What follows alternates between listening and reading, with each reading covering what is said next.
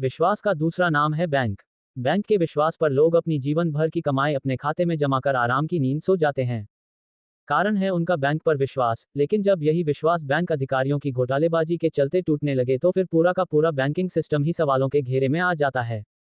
ऐसी ही एक बेहद गंभीर घटना हुई है रामपुर में, जहां बैंक ऑफ बड़ौदा में कृषकों के नाम पर करोड़ों रुपए लोन सैंक्शन कर बैंक अधिकारियों ने आपस में सांठ-गांठ कर हड़प लिए।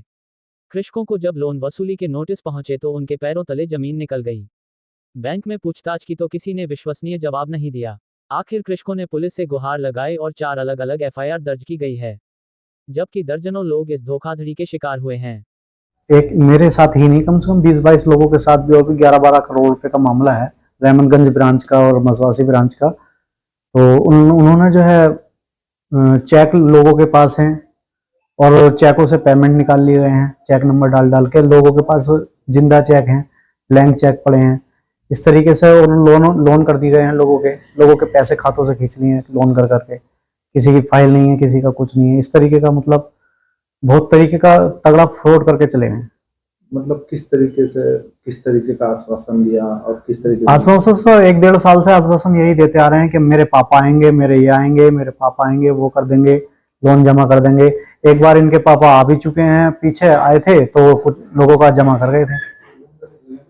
मतलब कितने लोगों का किस तरीके का लोन दिया है, किस योजना के अंतर्गत मिला? कोई योजना कुछ नहीं सर। आधार कार्ड, किसी ने आधार कार्ड पैन कार्ड दिया, उससे लिया, या किसी के खाते से उठा लिया, खाते से उठा के और डायरेक्ट जो किसी का 35 लाख का, किसी का 35 लाख, 19 लाख, 20 लाख, 25 लाख, इस तरीके का बहुत से लोगों का लोन, कम से कम 22-23 आदमी हैं, उनका सबका लोन हुआ पड़ा है। और बाकी बाहरी लोगों से भी पैसा उठाया है, काफी लोगों का पेमेंट बाहरी भी है।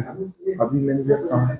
अभी सर कोई पता नहीं है, इनको अगस्त में जो है सस्पेंड कर दिया गया था बैंक से और जांच जो है चल रही है। तो अब जो जिन लोगों के अकाउंट से पैसा लिया गया है जी, तो क्या उनके पास कोई नोटिस वगैरह? हाँ, नोटिस, बैंक से नोटिस आ रहे हैं। अब जैसे हमारी मैडम का और हमारा जैसे अब एफआईआर हो गई है, तो एफआईआर वालों का भी जो है नोटिस भेजा गया है बैंक द्वारा। एफआईआर कितनी हो चुकी है? एफआईआर 5 एफआईआर हो चुकी हैं यूपी से, और बाकी जो है उत्तराखंड से हैं।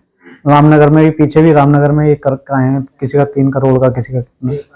देखिए, थाना क्षेत्र स्वार में कुछ व्यक्तियों द्वारा इस आशय का प्रार्थना पत्र दिया गया था कि एक बैंक के अधिकारी के द्वारा लोन दिलाने के नाम पर उनके साथ कूटरचित दस्तावेज उनके तैयार करके उनके नाम से लोन प्राप्त किए गए हैं।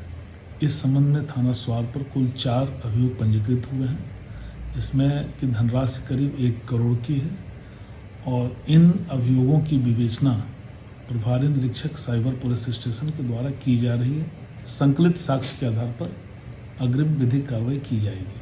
सर, अभी तक कोई गिरफ्तारी हुई? नहीं, इसमें अभी कोई गिरफ्तारी नहीं हुई है। साक्ष्य संकलन के उपरांत ही कार्रवाई की जाएगी। Thank you.